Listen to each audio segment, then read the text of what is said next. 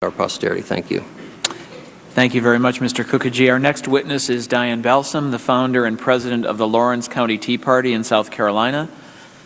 Ms. Belsom, you're recognized for 5 minutes. Okay. Thank you. Thank you for having me today. My name is Dianne Belsom. I am the president of Lawrence County Tea Party. Lawrence County Tea Party is a social welfare organization that seeks to educate ourselves and our fellow citizens on various issues pertinent to living in a free country. And we also work to educate voters by vetting candidates and holding candidate forums during election years. We typically meet once a month and hold an annual rally. We held our first Tax Day Tea Party rally in April of 2009 and then formally organized and incorporated with the state of South Carolina in March of 2010. On July 22, 2010, we filed for 501c4 status with the IRS and paid the application fee of $400.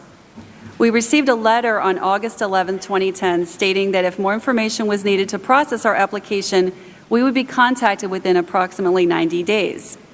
After hearing nothing, I called the IRS in the summer of 2011, which is a year after I filed, and was told our case was still pending. But in the meantime, we were still responsible for filing tax returns, which we have done. On November 14, 2011, we received a letter from the IRS stating that we may be required to file a Form 990N, an e-postcard. Nothing more was heard until September 6, 2012, when we received a communication from the IRS requesting extremely burdensome additional information, which includes the following. Provide a copy of our Articles of Incorporation, which we had sent with our initial application in 2010. Information about all of our committees, including legislative, educational, and vetting, and how much time and resources are devoted to these activities.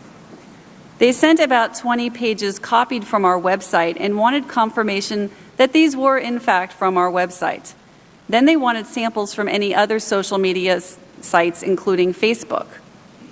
They asked for detailed information about all meetings, rallies, and events with dates and names of speakers, agendas, any associated materials, and if a guest speaker made remarks concerning upcoming elections and whether our organization took a view on anything expressed and how much time or resources are devoted to these activities. They wanted to know how much time or resources were devoted to vetting candidates. The IRS noted that our website had a lot of videos of candidates running for local office. They wanted to know what offices the candidates were running for, which was stated in the videos, a list of all candidates for these offices, and an explanation for those who didn't participate. Copies of any written materials, including invitations to the candidates, copies of any introductory statements made by us, and copies of all questions asked to the candidates, whether the interviews were edited, a list of which interviews were posted on our website, and explanation for any not posted, percentage of time and resources devoted to this.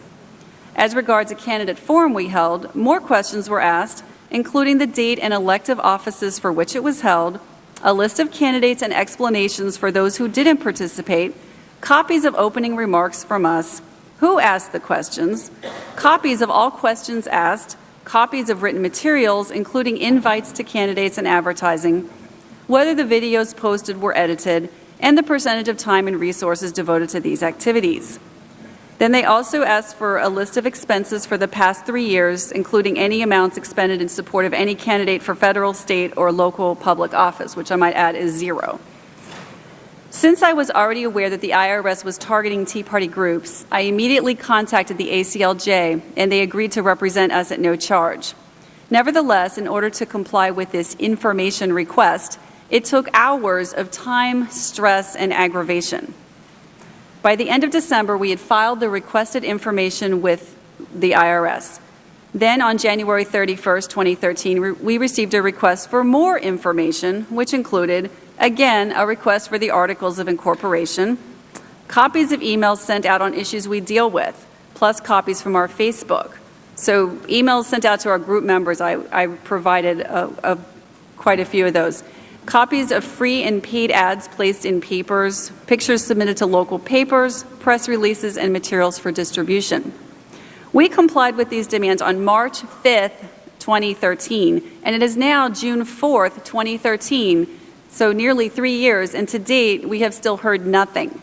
I'd like to note that our group is a small-time operation with very little money, and this represents a complete waste of time by the IRS in terms of any money they would collect if we were not tax exempt. Furthermore, nearly 3 years in waiting for an answer is totally unacceptable. The IRS needs to be fully investigated and held accountable for its incompetence, harassment, and targeting of conservative groups. Thank you. Thank you, Ms. Belsom.